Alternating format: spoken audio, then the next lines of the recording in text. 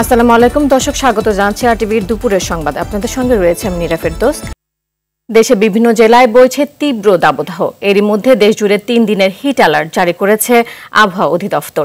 চুয়াডাঙ্গায় টানা ৪ দিন ধরে দেশের সর্বোচ্চ তাপমাত্রা রেকর্ড করা হয়েছে। এই জেলায় দিন ও রাতের তাপমাত্রায় খুব বেশি পার্থক্য না থাকায় অতিষ্ঠ হয়ে উঠেছে জনজীবন। গতকাল এ জেলায় সর্বোচ্চ তাপমাত্রা রেকর্ড করা হয় ৪১.৫ ডিগ্রি সেলসিয়াস, যা দেশের সর্বোচ্চ তাপমাত্রা। এতে বিপাকে পড়েছেন খেটে খাওয়া ও নিম্ন আয়ের মানুষ। এদিকে বেলা ১১টায় রাজশাহীতে সর্বোচ্চ তাপমাত্রা রেকর্ড করা হয় ৩৯ ডিগ্রি সেলসিয়াস।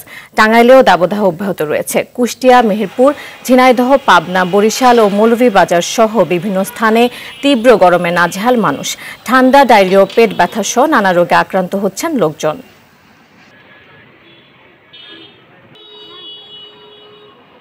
চুয়াডাঙ্গায় সবচেয়ে বেশি তাপমাত্রা, মানে বাজারঘাট মানুষ বের হবে কেমন করে এত তাপমাত্রা পড়লি।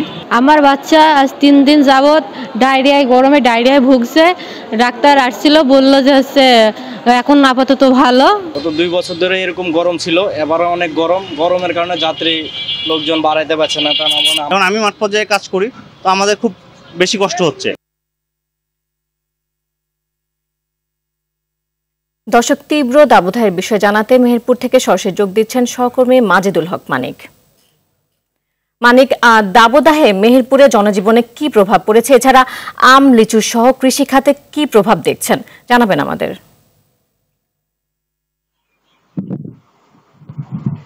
জি, আসলে তাপদাহের যে প্রভাব তার কিছুটা চিত্র বোঝা যায় আমার পিছনের এই যে পানি তোলার যে মোটর চলছে, এখানে যে মানুষ বিশেষ করে বাচ্চারা সেখানে এসে গোসল করছে এবং ঘন্টার পর ঘন্টা তারা শীতল পানিতে গা শীতল করার চেষ্টা করছে। আমরা যদি একটু কৃষি প্রধান মেহেরপুর জেলার যদি আম, লিচু বাগান এবং বোরো ধানের দিকে তাকাই, তারপরে মাঠে এই মুহূর্তে পাট এবং সবজি আবাদের যে সময়, সেটা আমরা খুব সংকট দেখেছি যে পানি ঘন্টার পর ঘন্টা পানি দিয়েও পর্যাপ্ত চাষের জন্য ফসল ফলানোর জন্য বা বীজ বপানোর জন্য সেই রকম কিন্তু পরিবেশ পরিস্থিতি মিলছে না।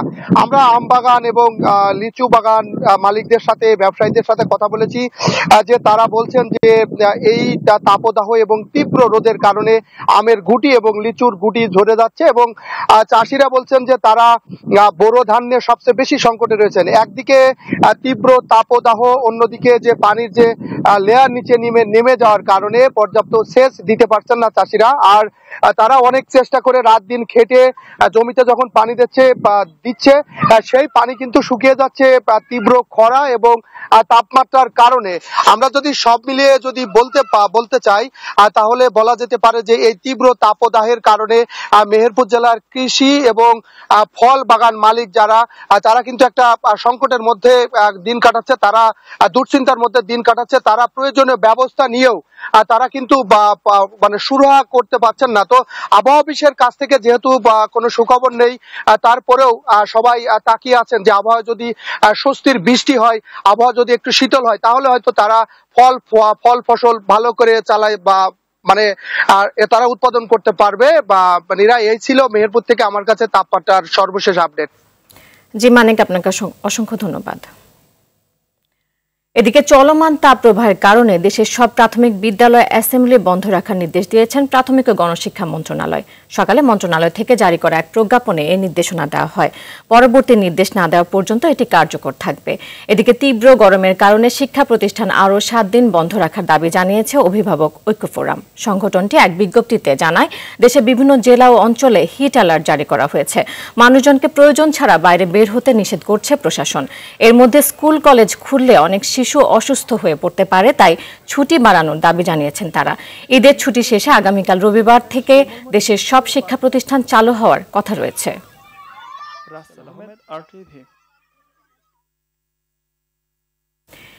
তীব্র খরায় পুড়ছে আমের রাজধানী হিসেবে পরিচিত চাঁপাইনবাবগঞ্জ। ফলে আমের গুটি ঝরে পড়ছে।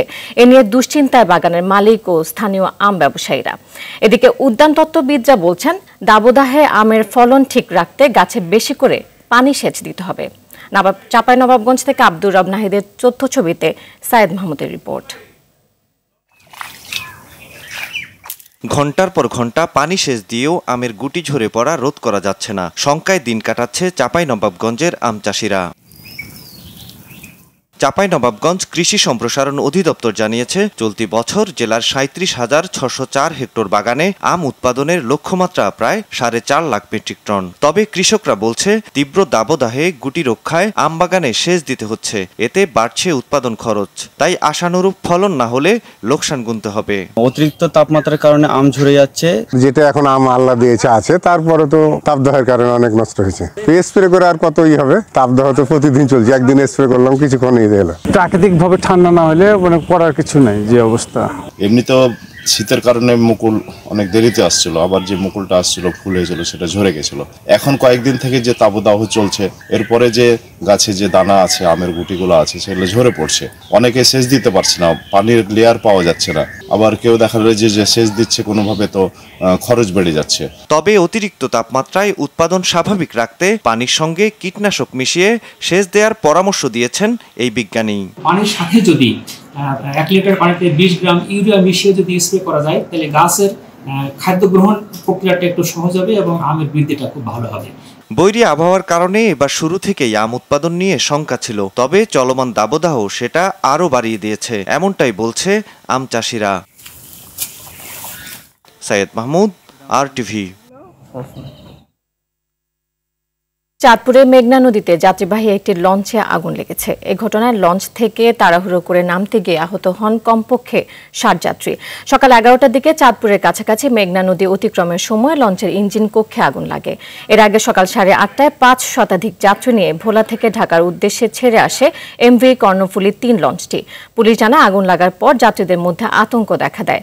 অনেকে নদীতে ঝাঁপ দেন। পরে হাইমচর ও নীলকমল চরে যাত্রীদের নামিয়ে দেওয়া হয়। সেখান থেকে অন্য দুটি লঞ্চ যাত্রীদের উদ্ধার করে ঢাকার উদ্দেশ্যে ছেড়ে আসে।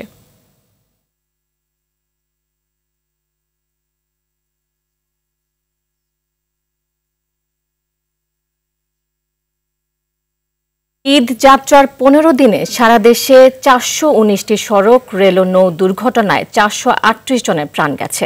কেবল সড়কে প্রাণ গেছে 407 জনের, আহত হন 1398 জন। সকালে ঢাকা রিপোর্টার্স ইউনিটিতে সংবাদ সম্মেলনে এসব তথ্য জানায় যাত্রী কল্যাণ সমিতি। এবারও মোটরসাইকেল দুর্ঘটনার সবচেয়ে বেশি মৃত্যুর সংখ্যা 165 জন। কারণ হিসেবে বেপরোয়া চালানো, যানবাহনের ত্রুটি, আইন অমান্য, গৌণ পণ্যবাহী যানের যাত্রী পরিবহন সহ বেশ কিছু কারণকে দায়ী করে সংগঠনটি। সাদিয়া কানিজের রিপোর্ট।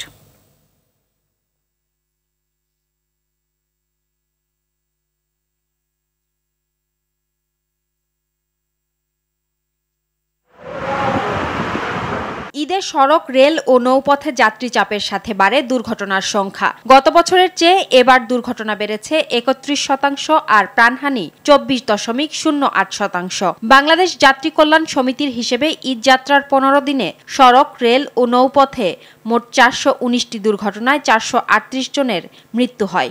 আহত হন আরও 1424 জন। এবারও দুর্ঘটনার শীর্ষে মোটরসাইকেল। সড়ক পথে মোট দুর্ঘটনার 40.50% মোটরসাইকেল, 14.46% বাস, 14.28% ট্রাক পিকআপ, 12.11% ব্যাটারি চালিত রিকশা ও 6.14% অটোরিকশা দুর্ঘটনায় পড়ে। দুর্ঘটনার কারণ হিসেবে পরিবহন মালিকদের বেপরোয়া মনোভাব, আইন অমান্যের প্রবণতা ও কর্তৃপক্ষের নমনীয় আচরণকে দায়ী করে যাত্রী কল্যাণ সমিতি। সেই সাথে ইজি বাইক আমদানি ও নিবন্ধন বন্ধের পরামর্শ তাদের। দুর্ঘটনা কমে না, সড়কের শৃঙ্খলা ফেরে না, মানুষের ভোগান্তি কমে না। মাননীয় মন্ত্রী ইতিহাসের দীর্ঘতম মন্ত্রী। যখন মাননীয় মন্ত্রী এই দায়িত্বে আছেন, যখন থাকবেন না, তখন কিন্তু ইতিহাস কথা বলবে। আমি মনে করি এখানে জবাবদিহিতা সংস্কৃতি দরকার। যতক্ষণ পর্যন্ত জবাবদিহিতা থাকবে না, সড়ক মহাসড়কে দুর্ঘটনা রোধে জবাবদিহিতা ও সুশাসন নিশ্চিত করার পরামর্শ সংগঠনটির। যাত্রী কল্যাণ সমিতি মনে করে এত দুর্ঘটনার জন্য মন্ত্রণালয়ও দায় এড়াতে পারে না। সাদিয়া কানিজ, RTV, ঢাকা। এদিকে নারায়ণগঞ্জ ও চট্টগ্রামের সড়ক দুর্ঘটনায় 4 জন নিহত হয়েছে। সকালে নারায়ণগঞ্জের কাঁচপুরে নিহত হয়েছে বাবা ছেলে। এ সময় আহত হন আরও একজন। এদিকে গেল রাতে চট্টগ্রাম কক্সবাজার মহাসড়কে পটিয়ার খরনা চেয়ারম্যান ঘাট এলাকায় বাস ও সিএনজি অটোরিকশার মুখোমুখি সংঘর্ষ হয়। এতে সিএনজি অটোরিকশাটি দুমড়ে মুচড়ে যায়। এ সময় অটোরিকশার 2 যাত্রী নিহত হন। এরা হলেন চট্টগ্রামের চন্দনাইশ উপজেলার আবু বক্কর তাসিফ ও কক্সবাজারের নুরুল আমিন। এ সময় আহত হন আরও 4 জন।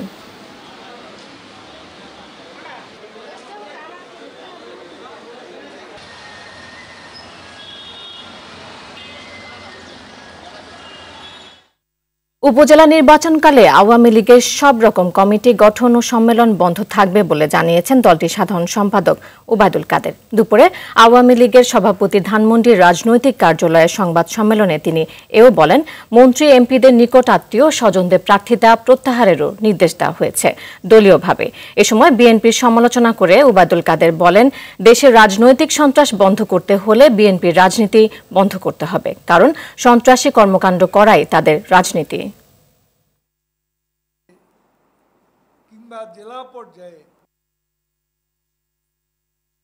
উপজেলা পর্যায়ে কিংবা জেলা পর্যায়ে কোনো সম্মেলন, মেয়াদ উত্তীর্ণ সম্মেলন, কমিটি গঠন, এই প্রক্রিয়াটা বন্ধ থাকে। বিএনপি এখন রাজনৈতিক দলের পরিচয় দেওয়ার মতো অ্যাকসেপ্টেবিলিটি তারা হারিয়ে ফেলেছে এবং তাদেরকে জনগণের কাছে আরও বিচ্ছিন্ন, আরও অপ্রাসঙ্গিক করে তোলার প্রয়াস আমরা চালাতে পারি। অপরাধ না করেও শুধু গণতন্ত্রের পক্ষে অবস্থান নেওয়ায় বিএনপি নেতাকর্মীদের কারাগারে নেওয়া হচ্ছে বলে অভিযোগ করেছেন দলটির সিনিয়র যুগ্ম মহাসচিব রুহুল কবির রিজভী। তিনি বলেন, এসব করে সরকারের পতন ঠেকানো যাবে না। দুপুরে সদ্য কারাবন্দী ঢাকা মহানগর দক্ষিণ বিএনপি নেতা হাবিবুর রশিদ হাবিবের মুক্তির দাবিতে নয়াপল্টনে বিক্ষোভ মিছিল কর্মসূচিতে এসব কথা বলেন তিনি। বক্তব্যের আগে মিছিল করতে গেলে বাধা দেয় পুলিশ।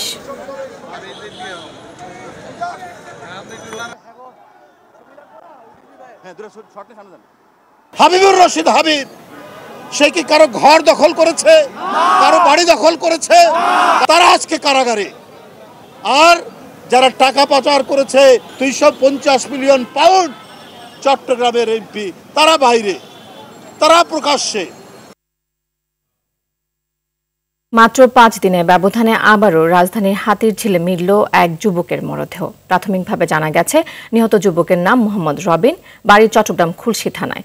প্রত্যক্ষদর্শীরা জানান, সকালে গুলশান পুলিশ প্লাজার পেছনে ব্রিজ সংলগ্ন ভাসমান অবস্থায় মরদেহটি দেখতে পান তারা। পরে জরুরি সেবা 999 ফোন করে পুলিশকে খবর দেওয়া হয়। পুলিশ জানায়, মৃত্যুর কারণ অনুসন্ধানে কাজ করছেন তারা। এই মৃতদেহের আর পূর্ণাঙ্গ নাম ঠিকানা সংগ্রহ করেই বলতে পারবো আসলে কি ঘটনাটি ঘটছে। তবে প্রাথমিকভাবে এই মৃতদেহের গায়ে কোনো রকম আঘাতের চিহ্ন বা সাসপিসিয়াস কিছু আমরা পাচ্ছি না, এবং এটা আরও বিস্তর তদন্ত করলে আমরা বলতে পারবো আসলে ঘটনাটি আসলে কি। ঘরে বসে বাড়তি আয়ের প্রলোভন দেখিয়ে ডিজিটাল প্রতারণায় সক্রিয় হয়েছে বেশ কিছু চক্র। অনলাইনে আয়ের কথা বলে যারা মূলত গ্রাহকদের কাছে টাকা হাতিয়ে নিচ্ছে। সম্প্রতি এদের তৎপরতা বেড়েছে।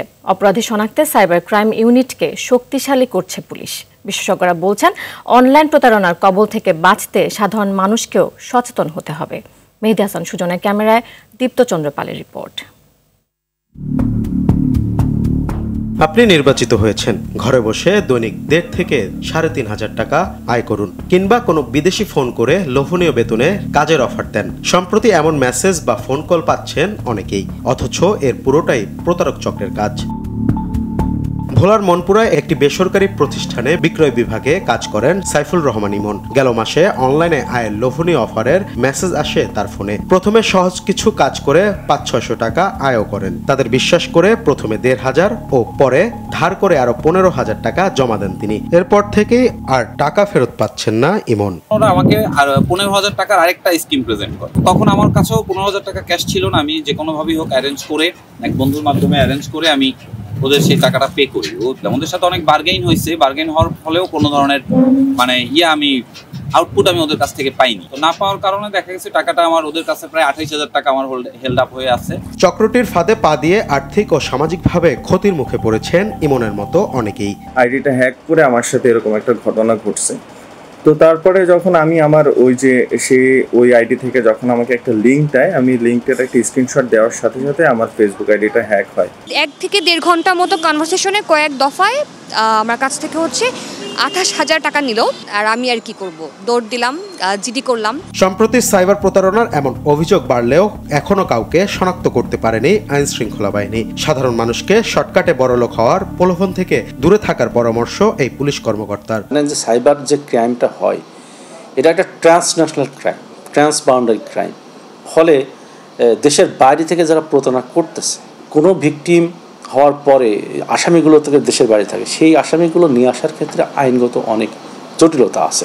এই কারণে যারা ভিকটিম হচ্ছে, প্রতারণার ফাঁদে পা দিচ্ছে লোভে পড়ে, তাদেরকেই আসলে সতর্ক হতে হবে যে আসলে এই ফাঁদে পা দেওয়া আমার ঠিক হচ্ছে কিনা, এই লোভে পা দেওয়া ঠিক হচ্ছে কিনা, নিজের লোভটাকে আগে সংবরণ করতে হবে। সাইবার বিশেষজ্ঞরা প্রতারণা রুখতে আইন শৃঙ্খলা বাহিনীর সক্ষমতা ও সাধারণের সচেতনতা বাড়ানোর তাগিদ দেন। আমাদের আসলে কিছু লিমিটেশনস আছে। আমাদের এত অভিযোগগুলো মূলত তদন্ত করে আইনের কাছে সুপোর্ট করতে গেলে যে ধরনের মানব সম্পদ পুলিশের দরকার এবং যে ধরনের ডেডিকেশন দরকার, সেই মানব সম্পদ এবং ডিজিটাল ইকুইপমেন্ট সংখ্যায় কম আছে এবং প্রযুক্তিগত যে কোনো অপরাধ আপনাকে প্রযুক্তি দিয়েই সমাধান করতে হবে। এককভাবে আইন শৃঙ্খলা বাহিনী নয়, অনলাইন প্রতারণা রোধে সম্মিলিত উদ্যোগ নেওয়ার পরামর্শ বিশেষজ্ঞদের।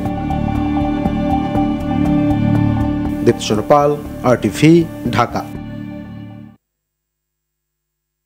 কেন্দ্রীয় শহীদ মিনারের শেষ শ্রদ্ধা জানানো হলো বাংলাদেশের প্রথম পতাকার অন্যতম নকশাকার বীর মুক্তিযোদ্ধা শিবনারায়ণ দাসকে। শেষ শ্রদ্ধার আয়োজনে উপস্থিত হন দেশের বিভিন্ন সামাজিক, রাজনৈতিক, সাংস্কৃতিক সংগঠনের প্রতিনিধিরা। এ সময় কর্মময় জীবনের নানা দিক স্মরণ করেন শ্রদ্ধা জানাতে আসা বিশিষ্টজনেরা। শুক্রবার সকালে রাজধানীর বঙ্গবন্ধু শেখ মুজিব মেডিকেল বিশ্ববিদ্যালয় হাসপাতালে শেষ নিঃশ্বাস ত্যাগ করেন এই বীর মুক্তিযোদ্ধা।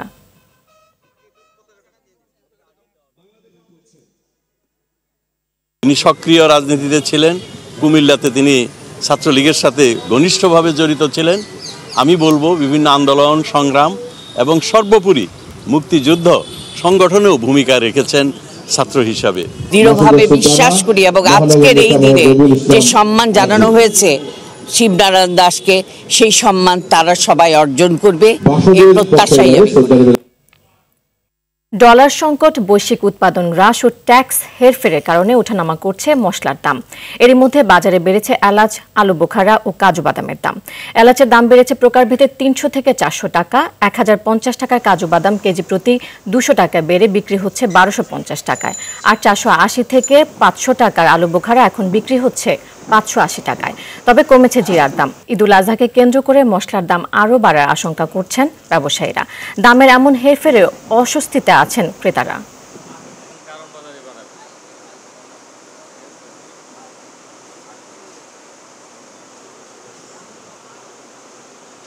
আবার এলাচিটার দামটা তুলনামূলক বাড়ছে। আগে ছিল আপনার যেটা ২৪০০ টাকা কেজি, এটা এখন ২৮০০ টাকা কেজি, কেজিতে ৪০০ টাকা বাড়ছে। ঈদের সময় যে এলাচিটা বেছিলাম ২৮-২৯০ টাকা, এলাচিটা ঈদের পরে দেখা যায় এখন ৩০০০-৩১০০ টাকা আমাদের কিনা হয়। মালের বাজার মনে করেন কুরবানির সময় আরও কিছু বাড়ার চান্স আছে, কমবে না। কাজু বাদামটা নাকি ভিয়েতনামের কাজু বাদামটা বুকিং বেশি, এই জন্য ভিয়েতনামের ওই সরকার নাকি ডিউটি বাড়াইছে, এই কারণে দামটা বেশি। এলাচ আমি ১০০ গ্রাম কিনছি, ১০০ গ্রাম হইতেছে আপনার ৩৫০ টাকা। ৪ মাস ১০ দিন পর খোলা হলো কিশোরগঞ্জের পাগলা মসজিদের দান বাক্স। এবার রেকর্ড ২৭ বস্তা টাকাও বিপুল পরিমাণ স্বর্ণালংকার পাওয়া গেছে। সকালে শহরের নরসুন্দা নদীর তীরে অবস্থিত ঐতিহাসিক মসজিদটির ৯টি দান বাক্স খোলা হয়। জেলা প্রশাসক ও মসজিদ পরিচালনা কমিটির সভাপতি মোহাম্মদ আবুল কালাম জানান, দান বাক্স খোলার পর টাকা গণনার কাজ চলছে। এতে অতিরিক্ত জেলা ম্যাজিস্ট্রেট, মাদ্রাসা ও এতিমখানার শিক্ষক, শিক্ষার্থী সহ মোট ২২০ জনের একটি দল অংশ নিয়েছে। আশা করা যাচ্ছে অতীতের সব রেকর্ড ভেঙে নতুন রেকর্ড সৃষ্টি হবে এবার। এর আগে ২০২৩ সালের ডিসেম্বরে দান বাক্সে ৬,৩২,৫১,৪২৩ টাকা পাওয়া গিয়েছিল। আনন্দ লাগে, অনেক মানুষ অনেক টাকা দান করে। এখানে নিরাপত্তা ডিজিটাল ডিভাইসগুলি সবসময় সক্রিয় থাকে, পুলিশের টহল থাকে। আজকেও যে ব্যবস্থাপনার মধ্যে দিয়ে চলতেছে, জেলা ম্যাজিস্ট্রেট মহোদয় রয়েছেন, আমরা সকাল থেকে এখানে থেকে নিরাপত্তা দিচ্ছি। আশা করি খুবই শান্তিপূর্ণভাবে, সুষ্ঠুভাবে গণনার পর টাকাটা ব্যাংকে পৌঁছে দিতে পারবে। সবার এরকম আবেগ আছে দেখে কিন্তু আমরা বিপুল পরিমাণ টাকা বরাবরই পেয়ে থাকি। আমরা এখানে অনেক বড় একটা মসজিদ কমপ্লেক্স নির্মাণ করব, এই এলাকার মানুষের এটা স্বপ্ন, তাদের একটা ইচ্ছা, তাদের একটা আকাঙ্ক্ষা। দর্শক, কিশোরগঞ্জের ঐতিহাসিক পাগলা মসজিদে রয়েছেন সহকর্মী তানভীর হায়দার, সরাসরি যোগ দিচ্ছেন আমাদের সাথে। তানভীর, এবার কি পরিমাণ টাকা ও স্বর্ণালংকার পড়ার ধারণা করা হচ্ছে জানাবেন? নীরা, আপনি জানেন যে কিশোরগঞ্জের ঐতিহাসিক পাগলা মসজিদ সকাল 7:30টায় জেলা প্রশাসক আবুল কালাম আজাদ এবং পুলিশ সুপার শেখ রাসেলের উপস্থিতিতে কিন্তু 9টি দান সিন্দুক খোলা হয়েছে এবং 9টি দান সিন্দুকের টাকা বেশি হওয়ার কারণে কিন্তু আরেকটি অস্থায়ী একটি দান সিন্দুক ছিল। মোট 10টি দান সিন্দুক কিন্তু খোলা হয়েছে এবং এই খোলার পর কিন্তু সকাল 8টা থেকে মসজিদের দোতলায় কিন্তু এই টাকা গণনার কাজ শুরু হয়েছে। 2 শতাধিক ব্যাংক এবং মসজিদ মাদ্রাসার ছাত্র শিক্ষক সহ 220 সদস্যের একটি টিম কিন্তু জেলা প্রশাসকের তত্ত্বাবধানে এখানে টাকা গণনার কাজ করছে। এখন কিন্তু এই মুহূর্তে নামাজের বিরতি এবং খাবারের বিরতি চলছে। বিরতির আগ পর্যন্ত কিন্তু এখানে আমি সোনালী ব্যাংক, রূপালী ব্যাংকের যিনি ব্যবস্থাপক উনি আমাকে যেটি জানিয়েছেন যে 3,19 লক্ষ টাকা কিন্তু ইতিমধ্যে গণনা শেষে ব্যাংকের মধ্যে পৌঁছে দেওয়া হয়েছে। এছাড়াও এখানে যে পরিমাণ টাকা রয়েছে, রাত কমপক্ষে 10টা বাজবে এই টাকা গণনার কাজ শেষ হতে এবং এখন বিভিন্ন সূত্র থেকে যেটি আমরা জানতে পারছি যে কমপক্ষে গতবারে 6,32 লক্ষ টাকা যে রেকর্ড, সেই রেকর্ড ভেঙে কিন্তু আমরা আশা করছি প্রায় 8 থেকে 9 কোটি টাকার কিন্তু একটি অ্যামাউন্ট কিন্তু আজকে এবং বৈদেশিক মুদ্রা এখানে পাওয়া যাওয়ার সম্ভাবনা রয়েছে। এই ছিল কিশোরগঞ্জ পাগলা মসজিদ থেকে আমার সর্বশেষ তথ্য। জি, আপনাকে অসংখ্য ধন্যবাদ। Bangladesh Red Crescent Society ordinary general meeting এবং 2024-26 ব্যবস্থাপনা পর্ষদ নির্বাচন চলছে। রাজধানী Holy Family Red Crescent Medical College সকাল থেকে শুরু হওয়া এই নির্বাচনে ভোট গ্রহণ চলবে বিকেল 4টা পর্যন্ত। এর আগে সকালে কলেজ অডিটোরিয়ামে অর্ডিনারি জেনারেল মিটিং অনুষ্ঠিত হয়। এ সময় সোসাইটির চেয়ারম্যান অবসরপ্রাপ্ত major general ATM Abdul Wahab, vice chairman Mohammad Nurur Rahman, বর্তমান ব্যবস্থাপনা পর্ষদের সদস্য, স্বাস্থ্য প্রতিমন্ত্রী ডাক্তার রোকেয়া সুলতানা সহ বিভিন্ন পার্টনার ন্যাশনাল সোসাইটির প্রতিনিধিরা উপস্থিত ছিলেন।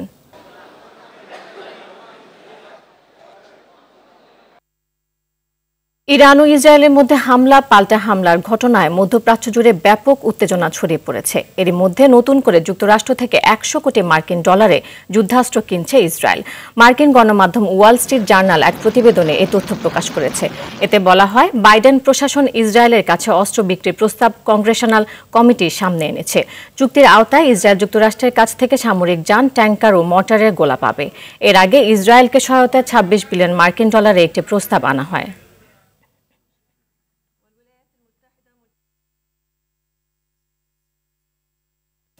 এবার খেলার খবর, ক্রিকেট। দীর্ঘ 19 বছর পর ক্রিকেট কার্যক্রমে ফিরল বঙ্গবন্ধু জাতীয় স্টেডিয়াম। টি-20 বিশ্বকাপ সামনে রেখে ফিটনেস পরীক্ষায় অ্যাথলেটিক্স ট্র্যাকে দৌড়ান মুশফিক শান্তরা। ক্রিকেটের স্মৃতি বিজড়িত এই স্টেডিয়ামে খেলে নান্নু, আকরাম, বুলবুলরা দেশের প্রতিনিধিত্ব করলেও হাল আমলে ক্রিকেটারদের কাছে এটি নতুন অভিজ্ঞতা। নাজমুস সাকিবের রিপোর্টে দেখুন বিস্তারিত। একসময় দেশের ক্রিকেটের তীর্থস্থান বলা হতো বঙ্গবন্ধু জাতীয় স্টেডিয়ামকে। বাংলাদেশের ক্রিকেটের সাথে অঙ্গাঙ্গিভাবে জড়িত এই স্টেডিয়াম নানা ইতিহাসের সাক্ষী। জাতীয় ও আন্তর্জাতিক আসরে বেশ কিছু রেকর্ডের সাক্ষী হয়ে আছে এই স্টেডিয়াম। টেস্টে বাংলাদেশের পথ চলা, প্রথম টেস্ট সেঞ্চুরি, প্রথম 5 উইকেট শিকারের ইতিহাসও রচিত হয় এই মাঠে। স্মৃতি বিজড়িত এই স্টেডিয়ামে শেষ ক্রিকেট ম্যাচ হয়েছিল 2005 সালের 31 জানুয়ারি। জিম্বাবুয়ের বিপক্ষে ওয়ানডেতে লড়েছিল টাইগাররা। এরপর ক্রিকেটের ঠিকানা বদলে হয় মিরপুর শেরে বাংলা স্টেডিয়াম।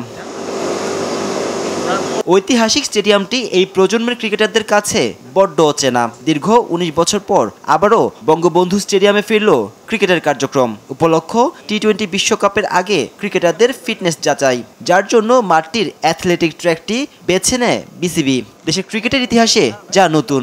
এটা ওদের কাছে নতুন মনে হয়েছে, তার জন্য আমার কাছে মনে হয় যে ওরা একটু ডিফারেন্ট থাকলে যেটা হয় যে একটু কাটায় উঠতে সময় লাগবে। গরমের তীব্রতা এড়াতে একেবারেই ভোরে শুরু হয় সেশন। সকাল 6টা থেকে 1.5 ঘন্টা প্রত্যেক ক্রিকেটারকে 1600 মিটার দৌড়াতে হয়।